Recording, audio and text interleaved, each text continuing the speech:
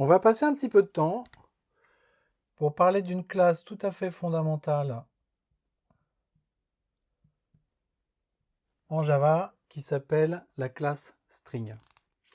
Pourquoi est-ce qu'elle est importante? Tout simplement parce qu'elle permet de modéliser les chaînes de caractères et que les chaînes de caractères, on en a besoin absolument partout dans toutes les applications.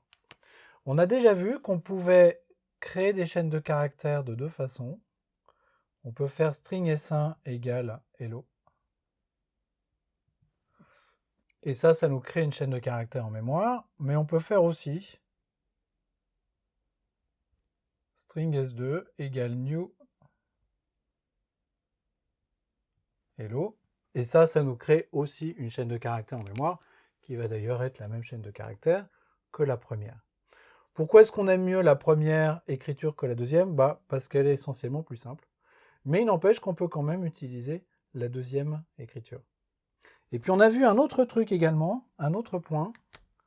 Quand on passait des données à system.out.println, on a vu qu'on pouvait concaténer des chaînes de caractères. Je peux écrire string s3 égale s1 plus s2.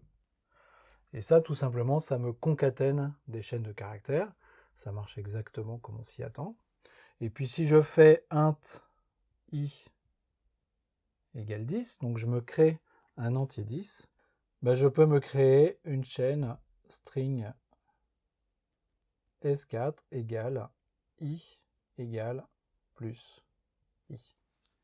Alors là, il faut faire attention, i égale c'est une chaîne de caractères, i c'est un entier, donc la chaîne de caractères résultant, ce sera i égale 10. Quelque chose comme ça. Et là, ce faisant, non seulement je fais de la concaténation de chaînes de caractères, mais on voit que l'entier qui est ici a lui-même été converti en chaîne de caractères. J'ai ajouté un entier à une chaîne de caractères. Et ce faisant, ça m'a fait une chaîne de caractères i égale 10. Donc les choses sont bien faites, les choses fonctionnent. Quand j'ai besoin d'une chaîne de caractères, je sais convertir une valeur en chaîne de caractères et concaténer des chaînes de caractères.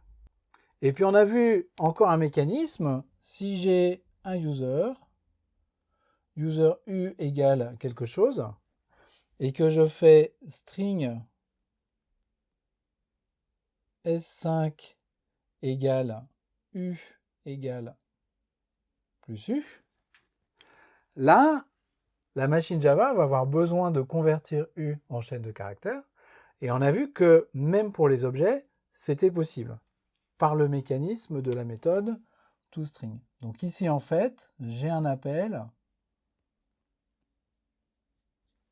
à toString qui va être fait automatiquement, de façon à convertir ce qui est un objet inconnu a priori de la machine Java en chaîne de caractères pour composer cette chaîne de caractères. Donc on a tous les mécanismes dont on a besoin pour manipuler ces chaînes de caractères. Une chaîne de caractères en mémoire, qu'est-ce que c'est? C'est un objet tout à fait classique. Donc j'ai une zone mémoire qui peut contenir des objets de type string, et le S1 qui est ici, c'est un pointeur vers cette zone mémoire.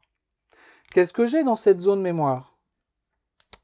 Les choses sont faites de façon très classique et fonctionnent à peu près dans tous les langages de la même façon.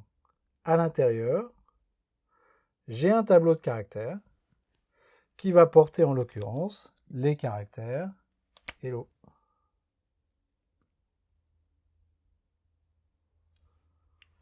Et ça, c'est dans un tableau de caractères. Voilà. Et puis dans cette zone mémoire, j'ai tout un tas de méthodes. Par exemple, j'ai une première méthode qui s'appelle length. Je vais pouvoir ici appeler s1.length. Et ça me retourne un entier qui est la longueur de cette chaîne de caractères. 1, 2, 3, 4, 5. La valeur de cet entier, dans le cadre de la chaîne hello, ça va être 5. Cette classe string, elle est à la fois très simple à utiliser et un peu complexe parce qu'il y a beaucoup de méthodes dedans. il y a en fait à peu près 40 méthodes à l'intérieur.